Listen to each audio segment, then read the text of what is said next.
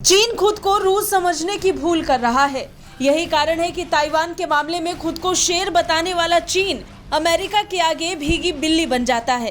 हालांकि चीन को सिर्फ रूस अमेरिका से नहीं बल्कि भारत से भी डर है, क्योंकि रूस, अमेरिका, ताइवान और जापान भारत को चीन का विकल्प मानते हैं और ऐसे में किसी भी पक्ष का उसके खिलाफ जाने का अर्थ होगा भारत की मजबूती।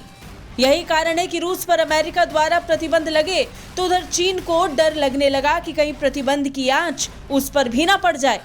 इस बीच जब अमेरिका प्रतिबंधों का डर चीन को सता रहा है तो वो इससे निपटने की तैयारियों में जुट गया है।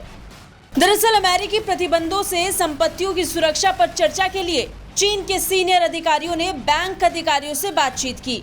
रिपोर्ट्स के मुताबिक अधिकारियों का मानना है कि मॉस्को के खिलाफ किए गए उपायों को बीजिंग पर भी लागू किया जा सकता है, जिसके लिए चीन ने अन्य विकल्पों को तलाशना शुरू कर दिया है। एक बैठक में इस मामले को लेकर चर्चा की गई कि यूक्रेन पर आक्रमण के लिए रूस पर लगाए गए प्रतिबंधों को लेकर चीन अपनी विदेशी संपत्ति की रक्षा कैसे कर सकता है। हालांकि ये उस बीच हो रहा है जब चीन की नजर ताइवान पर टिकी है।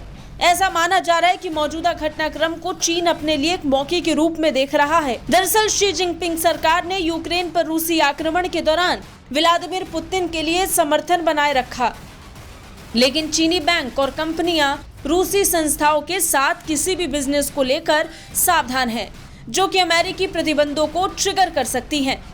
कुल मिलाकर चीन इस समय दोनों नाव में सवार होकर किनारे तक पहुंचना चाह रहा है।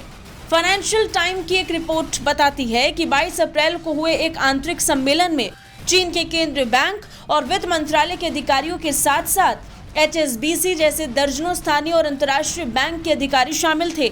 बैठक में चीनी वित्त मंत्रालय के एक शीर्ष अधिकारी ने बताया कि अमेरिका और उसके सहयोगियों द्वारा रूसी संपत्तियों को जब्त करने की क्षमता से शी का प्रशासन सतर्क है। वहीं पूरे मामले को लेकर एक्सपर्ट्स का मानना है कि इस मीटिंग का मुख्य मकसद तो चीन सरकार को पता होगा, लेकिन इस मीटिंग को ताइवान की नजर से देखा जा सकता है। ताइवान को बीजिंग चीन का हिस्सा बताता है और ताइवान पर नियंत्रण के लिए आक्रमण की धमकी भी देता है।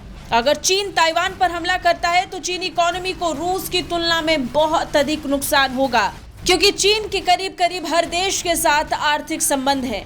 ऐसे में चीन मौजूदा परिस्थिति से होने वाले नुकसान से बचना चाहता है। हालांकि मौजूदा घटनाक्रम एक तरफा नहीं है। चीन के खिलाफ भी कई देश मोर्चा खोले हुए हैं, जिसके लिए रूस हो, अमेरिका हो, जापान हो या फिर ताइवान, हर कोई चीन की काट के रूप में भारत की तरफ ही देख रहे हैं। ब्यूरो रिपोर्ट, भारत तक।